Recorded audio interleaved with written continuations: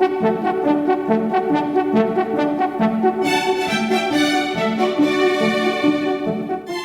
do it live. Three. I guess there you go. Uno.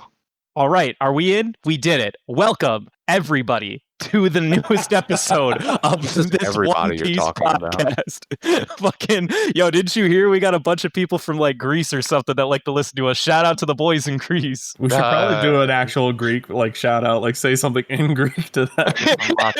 I should learn how to speak like pronouncing euro correctly or whatever. what, arrow? Yeah, that. Well, it depends on what language you speak, I guess. Like, well, regardless. Anyway, we're getting off topic already. Welcome back to the cast. We're on episodes 42, 43, 44, and 45. Just basically fights between Luffy and Arlong, the falling action of the arc, and a little tidbit into like the world building of the series. So we'll just get straight into it. Episode 42. Not a whole lot to talk about. Ain't gonna lie. Pretty much just the battle between Luffy and Arlong, you know, doing their thing with some kind of choreography. And then you get a little opportunity to see Arlong doing his little fishman thing. You kind of get to see like how do fishmen, you know, like to fight and what is the biological advantages of being a fishman. And then we get into episode 43 and basically the battle spreads into the building at Arlong Park between Luffy and Arlong. And that's when Luffy and Arlong are facing each other and they manage to find their way into Nami's room where she's forced to do all of her charts and map making. And Arlong goes on this giant tangent where she belongs to him. And then Luffy comes up with the brilliant idea. You know what? This is it. This is what I need to do. And he fucking starts destroying everything. And with one big, massive finishing blow while Arlong is like pissed off, he does a big axe kick, destroys the whole building, beats the shit out of Arlong in all one fell swoop. So episode 44, everyone's happy. The battle's over. Everyone's doing absolutely nothing but partying for the better part of 3 days. And while everyone's celebrating, we get, you know, just scenes of Nami just kind of reflecting on what happened to her over the course of the last 8 years. And she decides that this is it. She's going to officially become the navigator of the Straw Hat Pirates. And she leaves behind all of her money so the village can rebuild all 100 million that she's saved up over the years, or like 93, whatever it was when she was in that other, whatever, 98.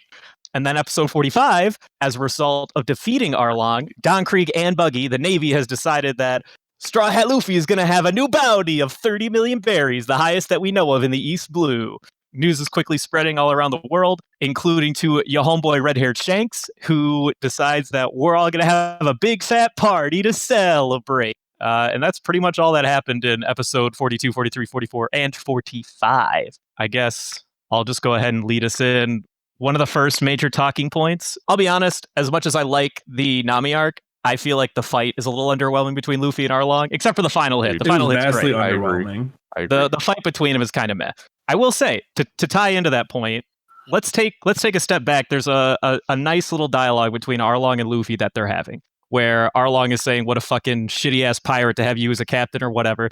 And he's like, yeah, you know what, fine. There's shit I can't do. I'm okay with it. He doesn't know how to sail. He doesn't know how to use swords. He can't cook. He can't even lie. Ha ha ha, loose up. But you know what he can do is he can kick ass. So let's take a step back and see that from a different perspective. Now you got Nami. Nami can sail, and she can be cunning and she can steal, but she can't solve her problems with anything she's good at, and she's not very good at fighting. She recognizes that. That's why she hasn't taken him on head on all this time. But you know, your boy Luffy can, and it's okay to let your boy do that once in a while. That's kind of like what this whole thing is, this dynamic is supposed to like drive home, is that not all of the individuals of the Straw Hats can do certain things, and it's okay to let the others have their time to shine, let the others do what they can do so they can help each other out, man. This arc is supposed to be about Nami. I get that, and I love that. And I love the fact that, you know, like the backstory is that in depth. But the thing is that she doesn't physically do anything besides stab her. She does more damage to herself mentally and physically than she does to anybody. I guess the whole point, which I guess depending on how you want to or how you choose to acknowledge the form of storytelling, is that that's kind of the theme. She, at this point, her whole arc was supposed to depict that she's been a slave. She is powerless. She has no idea what to do. She can't do it herself. And you know what? These goons walk in and they can. And it's okay to let other people like help you out with your problems once in a while. That's kind of the point. Obviously, if you choose to interpret it, it can be very much white knighting, and in a lot of ways it is. taking your female, one of your female leads and basically making her useless and having all the fucking dudes, save her from her troubles or whatever. But I mean, the whole point is that's supposed to like, I think it all makes sense. I guess I'm biased, but I don't know. It's just a trope that annoys me. They definitely make her out to be like useless just for these episodes, but there's the part where she spent 8 years like trying to kill him on her own. I don't know. It feels like it's getting glossed over here in this conversation. It's not like she was useless and thought this way for 8 years. I would have been happy. Episodes. All right, so we got our Devin rant. We are not a fan of the Nami sitting on the side. It's only half my rant, but go on. All right, well, I'm sure we'll get to the rest of it. Anyone else have anything to say on the topic? Do we want to talk about the Arlong fight? I feel like that's gonna be that's the other half. I mean, we already lost. We're already here. All right, so let's talk about the Arlong fight. So who thinks that it's the best fight we've seen so far? Kill me. Kill yourselves. I saw it more of a meme than a fight. It definitely felt like more of a meme. This fight really suffers from, like, again, like they said, like the anime trope of like one person gets one hit in, everyone stares for 5 minutes, and then another one gets another one hit in, and everyone stares for another 5 minutes. And so like it loses its impact after the third time. So to the point where when Arlong gets defeated, I thought he was gonna get back up. I didn't think he was going to be finished by the axe hand. I thought he was going to get bazookaed or something. No. Axe hammer down, and all of a sudden I was like, that's it? No, I 100% agree. And that is unfortunately, especially in the East Blue arc, one of the major sufferings of the One Piece fighting. The choreography gets better. I mean, I know the one moment that really stuck out to me is just like super fucking what the hell was when after Arlong took his teeth out and he's like, I'm gonna fucking he literally becomes a salsa dancer. Well, not just that, but then he starts attacking Luffy and they're all like, oh god, he's gonna die now. And then like the camera, like it does like this like 30-second sequence, and then the camera like gasping of watching him bite someone, but it ends up being his that was the shit that irked me the most. It doesn't make any sense. You don't know you're fucking eating your own goon right now, like my god. Closed his eyes. It's like he fucking closed his eyes and went like two 10-year-olds slapping each other, fighting each other.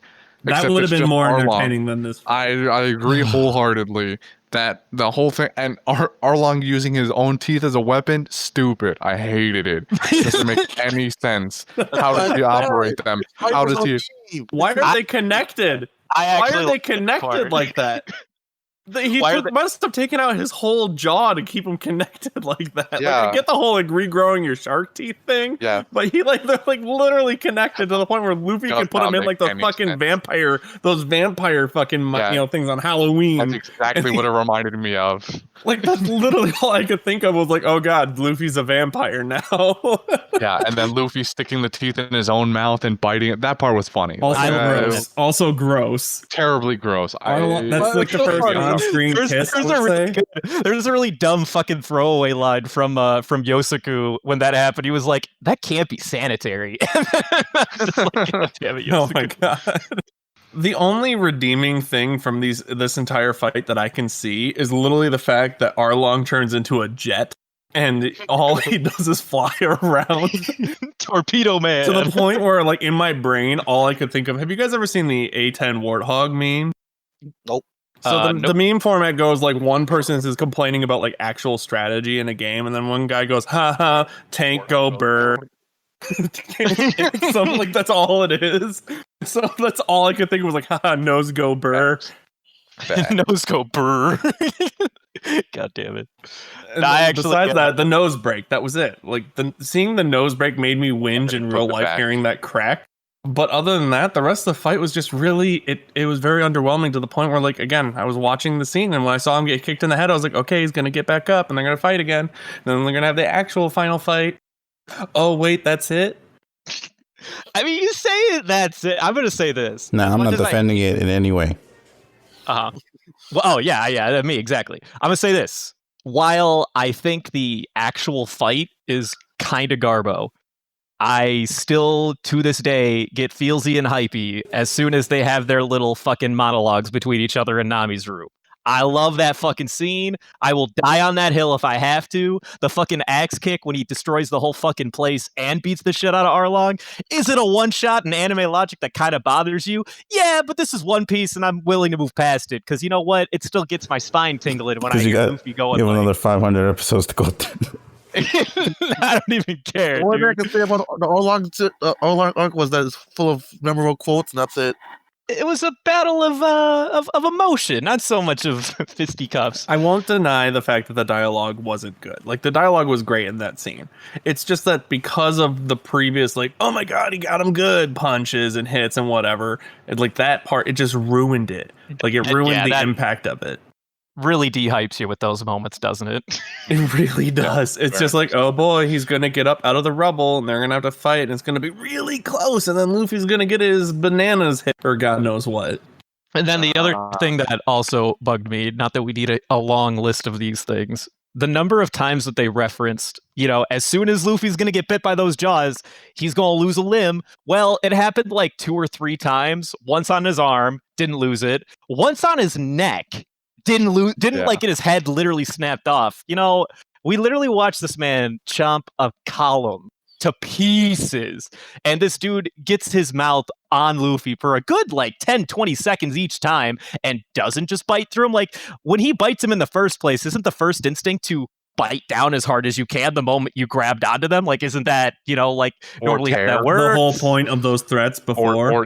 Or tear, like he also points out sharks do, are they bite and then they rip and tear immediately, except he doesn't do that. I'll give the one where Luffy bites back a bit, like I think on the side or something, like when his teeth he bites him also on the gills. Yeah, well, that's when he has his teeth, right? He bites it back. Yeah, when he becomes Dracula, Count Dracula. Yeah, I'll give him that one only because, I don't know, maybe the anime just made that scene take too long, and it could have happened in an instant, so it stopped him from biting down. But when his arm was in that mouth, and when his fucking neck was in him before he axe kicked this man, nah, get the fuck out of here. You're dead, kid. Yeah. Especially you, Rubber Boy. You can't fucking stop that. You're literally, that is your one weakness, is piercing and slashing damage. Get the fuck out of here. Arlong has a lot of chances to just annihilate this man, just kill him outright, and he does not. And his fucking sword barely made any difference. The sword does nothing. Literally, the sword was only there to make. What was the point of the sword? What was the point? Man, the Kiribachi. That's a sweet fucking sword, isn't it? Yeah, dude. It seems horribly impractical, to be honest with you. It really, I mean, technically, no, but at the the same time, yes. The size of it is what's impractical. It's the gap. He's huge himself, to be fair. All right. I think we've torn apart the fight between Luffy and Arlong. In conclusion, the last hit is still some of my favorite shit. Gets me hyped every time. The actual fight itself, little meh. I mean, if the last hit was the last, cut pause thing and it was the only pause thing, I would have been loving it, but because they did so many, since they did literally a full episode of just a gag reel between the two of them, exactly. Yeah, pretty much. It was the entirety of episode 42. You're like, oh shit, they're gonna duke it out, and then that was what you got out of it. Because let's unpackage 44, dude. They partied for 3 You're pirate, days. dude. I'm super about it. These episodes where, especially after they win a big fight and everyone's just really happy, and you get all of these little things that are happening around the town. You got Zoro, who finally went to a doctor to sew himself up. You got Sanji, who's making food for all the people because he just wants to flex a little bit. You got Usopp, who's literally the time of the town. He's telling everybody, let's make a song about me because I'm so fucking great. You got Nami, who's doing her own thing on the side, just kind of realizing that what, we did it. I don't have to live like this anymore. I'm actually going to go with these guys. I just want to decompress, do my own thing for a little bit. I don't know. I love these kinds of episodes. You get a chance to see all the people. They actually feel like people. Also, living alive. These intermission points do serve as a giant exposition point where they usually dump a lot of information after these points. Yes. For example, they introduced the transponder snails. Yes, You they mean did. snail chat? That's actually one of my points. Yeah. It's snail chat. It's Snapchat, but snails. But Yeah, those are. I honestly, just seeing like the whole like how they distribute like information throughout the universe, like I was like, oh boy, we're getting into actual explanations of how people know anything here. The The news fact that they were able, different things. I just like the idea that every single fucking Marine has a camera on them, so that they can yeah, get pictures. that's what I Oh, was like. I was like, where do they get pictures? Like, when did they get the camera? No, that's actually going to be a really stupid fucking bit in a bit. Well, not in a bit. We won't see it again. But okay, so like secretly, the Navy has like one camera guy that takes everybody's pictures. Wait, do they also have like the birds? Are the birds not real in their universe? Yeah, the too, birds where they clearly take- aren't real. No, the birds are real, but I mean, like, I don't know, man. That bird, like the news coups we see, like he's just flying, chilling, and he We also looks don't see at him a store boat. more than one paper. Also, mind you, Yeah, no, Yeah, he he had had a a bag bag. full of I paper. just saw the one. I just saw like a small little bag where he kept the money, and I saw like a No, fucking he had a- newspaper in his wing or something. No, he had like a decent amount, a decent size. Yeah. pack on his- He had a satchel full of papers. So the transponder snails can be worked as a telephone, a fax machine, and a camera. Yeah, these things are the Snail most chat. versatile things in the world, dude. two does transponder snails are everything so you need. sick. Walkie-talkies too. When I saw them at first, I was like, "Is that fucking Gary from SpongeBob?" That was my first thought. I thought of it too. I was like, "Gary, no."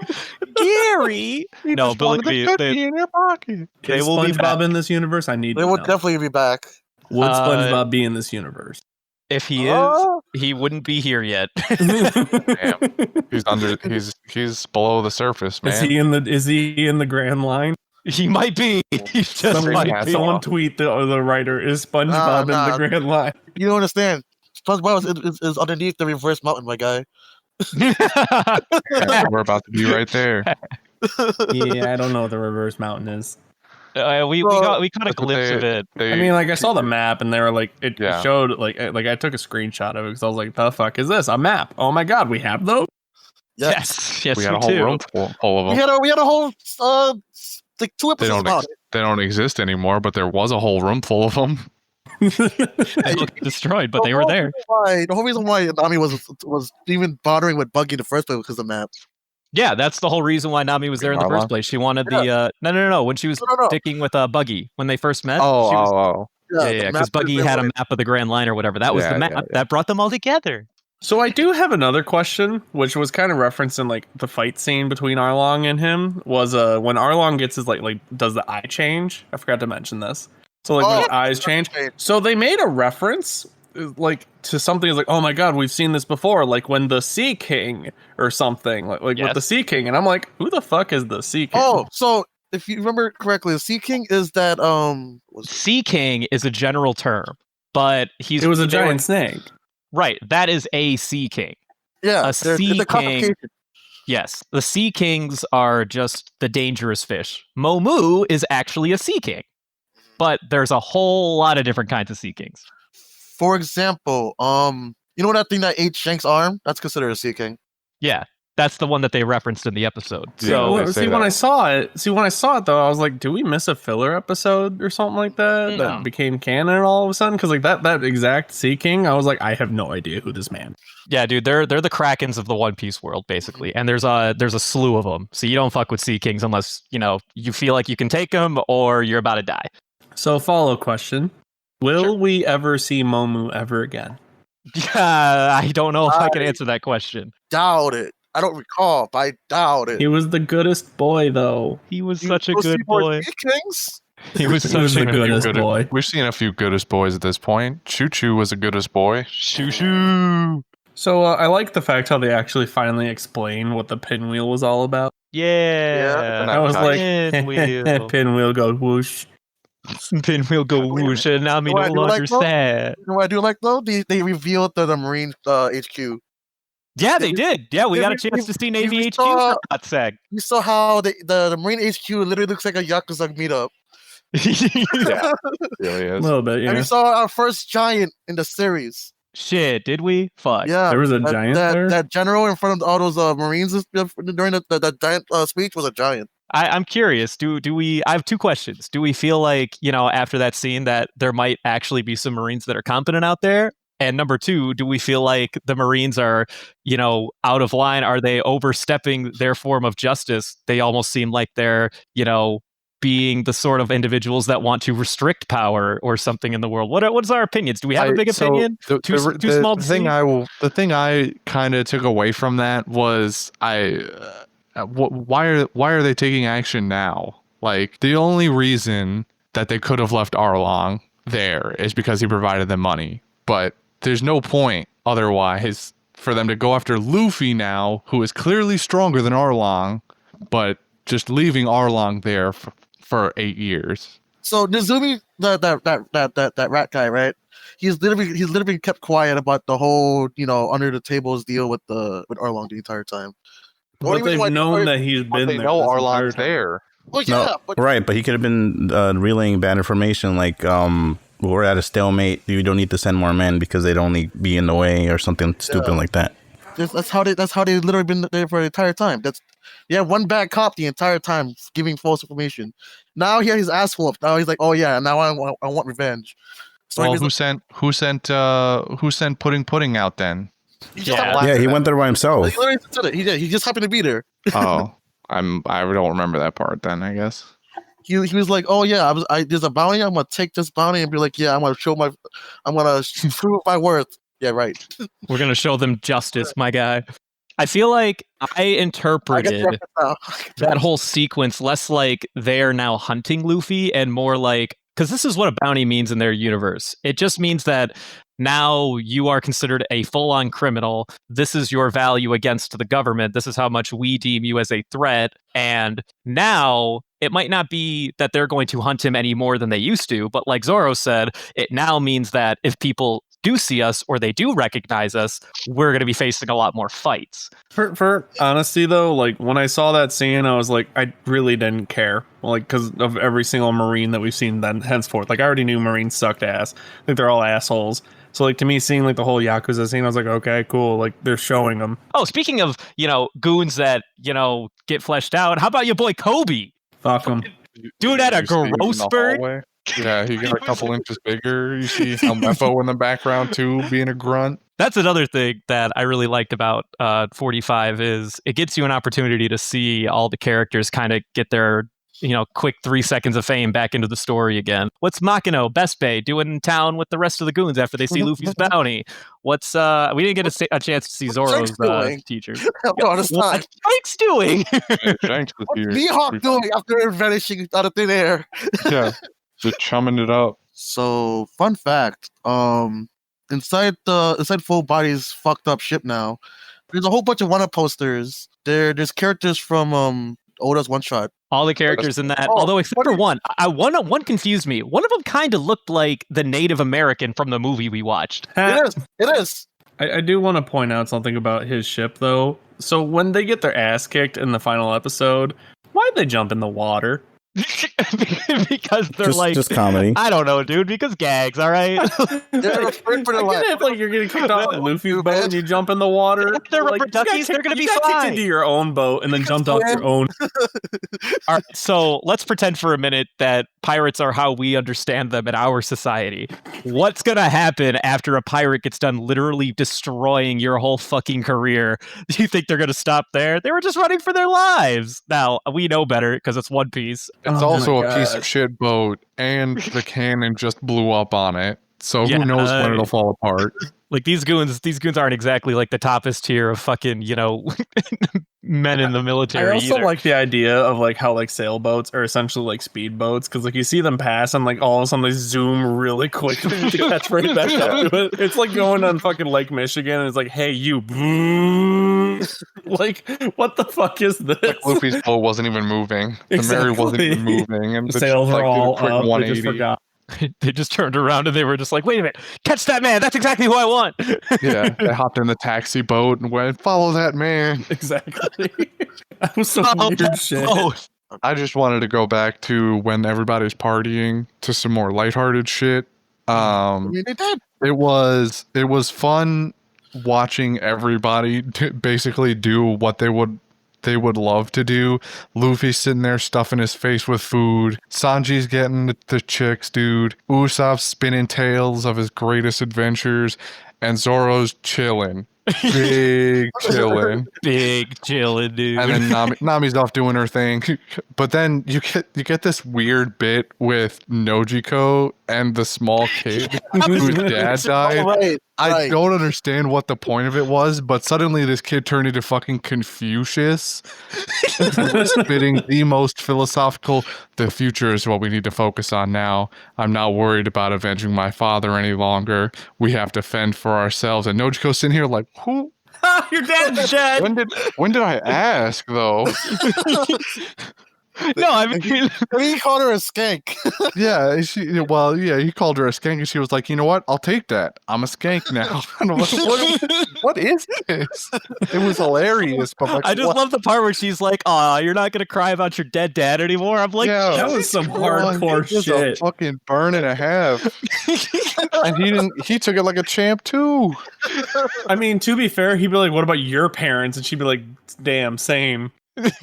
I mean, I guess like maybe that's like the takeaway is that like she maybe in like some weird way that scene was supposed to make you feel like, you know, they can vibe together because they both lost a parent, but I just thought it was fucking she's trying to roast the kid and then the kid like suddenly, like you said, becomes Confucius, and I'm like, this is really jarring, but I'm about it, I guess. Also, back on the point of the pinwheel, I think this affirms that the pinwheel has got to be the One Piece, right? Like, Yup.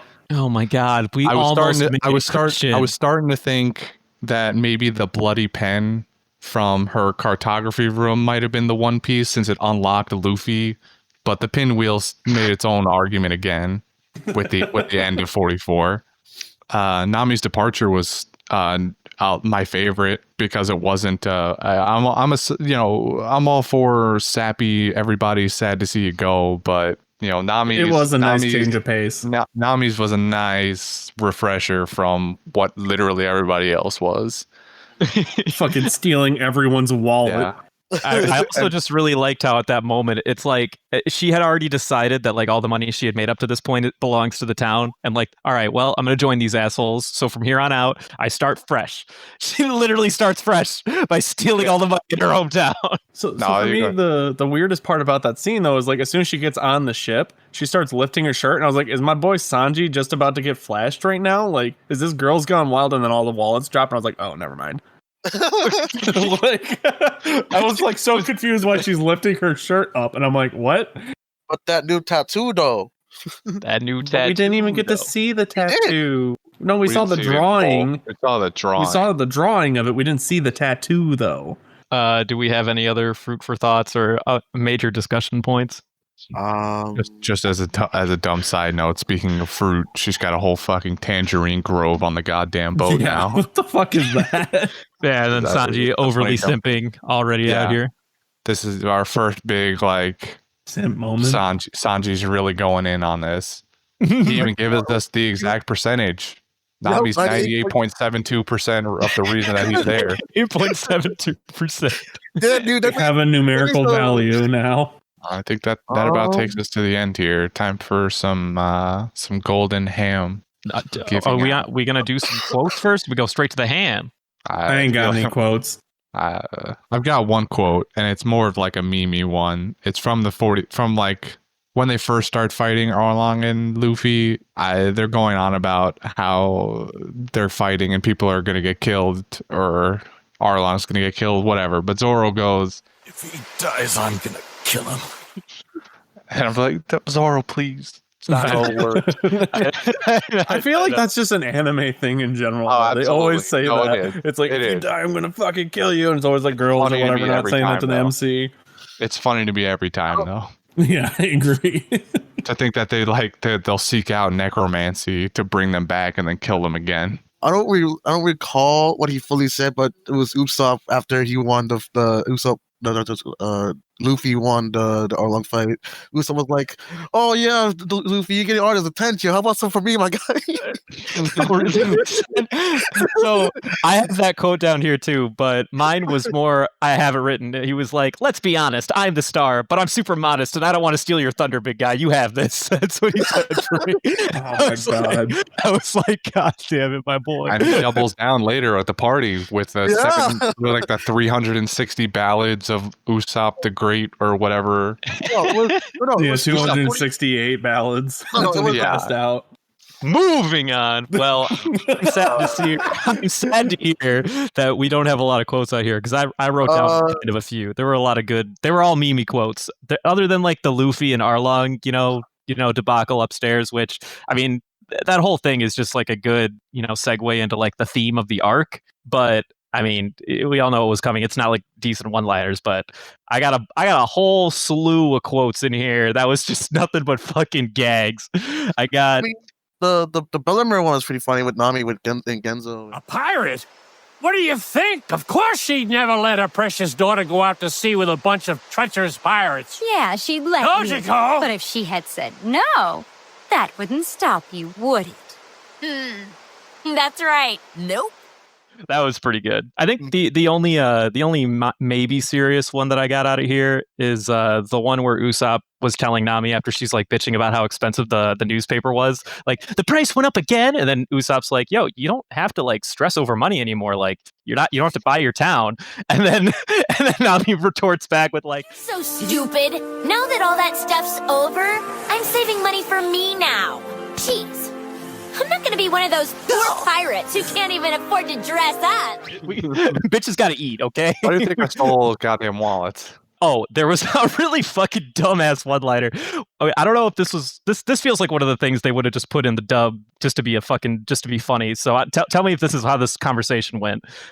When the mouse guy is yelling through his transponder snail about he wants to have a bounty on Luffy's head, the guy who's on the other line who's like listening to him is like, "I have a request." There really is no reason to shout. I can hear you. Listen, there's a pirate who wears a straw hat. He's named Luffy. I was just like, this man's out here like, I really don't have time for your shit. All right, you want to make a bounty? We got it. Fucking chill the fuck out there, kid. I don't think they said like that, but his tone of voice made it sound like that. Yeah, no, they didn't.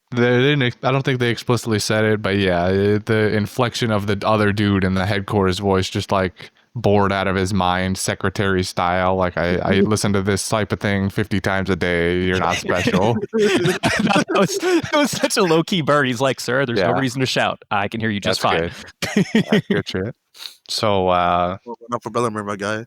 Pour one out for Bellemere. Yo, Gonzo already did, dude. He did. Genzo does it. Pours a big one out too. Whole bottle. But I'm ready for Ham. Who are we giving the hand to? Definitely not Arlong. Arlong had a chance in previous eps when he was still like a threatening character, but his fight with Luffy just kind of teetered him off. And he was overshadowed by better characters like Hachi.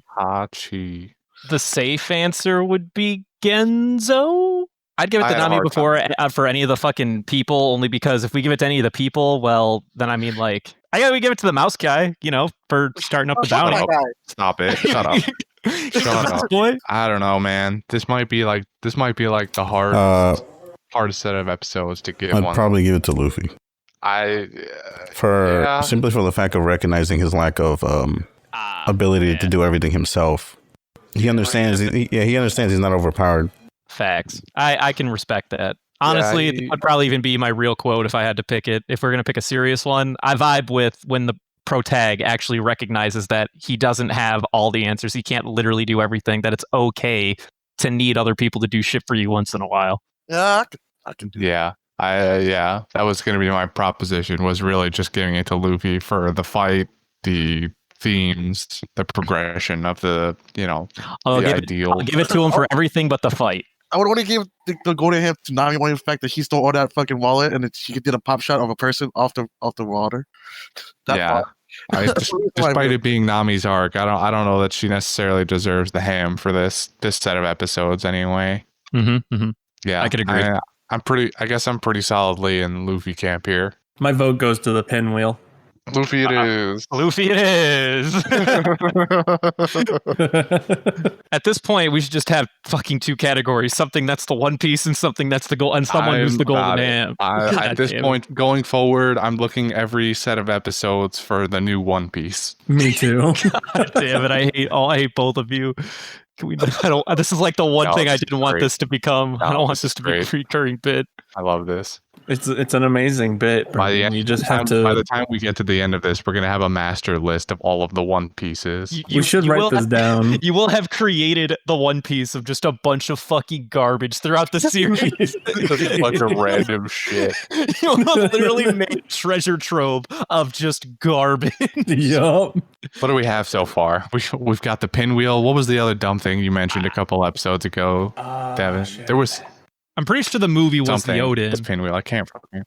Oh well, the Odin was part. Yeah, I think that was it. I Wasn't feel it? like we got Odin, we got Buggy's pretty sure- nose, pinwheel. What else we got?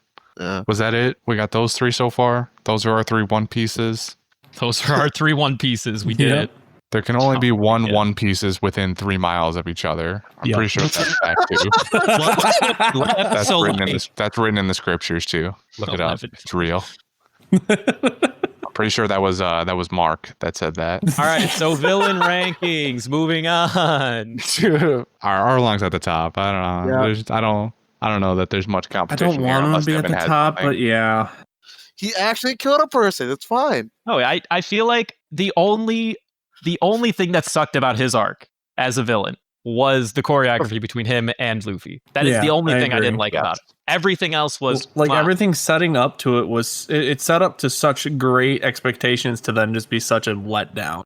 It puts a bad taste in my Well, I mouth. wouldn't say it was a letdown. It was the a fight- letdown. The fight is a letdown, but I mean, The best thing they got out of this entire thing was background. Also, just like as a thing that I noticed, when Luffy pops out of the rubble and they have all of the straw hats be fully colored in, but everyone else is white balanced out, where they have that little thing. I thought it was a nice little touch there. It was cool. They do a lot of nice little stylistic things in these couple episodes that are pretty mint. mwah. Speaking of chef kisses, that chef kiss on the dollar bill, 360. Yeah. On the It's dollar okay, bill? yeah, What? that Oh, was- you Nami mean... does it. Right, That would be right, the right. first, but would not be the last, Jordy. Anyway, we're done. Yeah, we're done. This is over. Nami's arc's done. We're moving on. Anyway, we're gone. We left already. Goodbye. died. We're done. Go home. Why are you still here? Stop listening. Yeah, stop listening to us. Move on to the next podcast. Actually, don't. Like move to the next one of But ours. if you could recommend us to a friend, it'd be cool.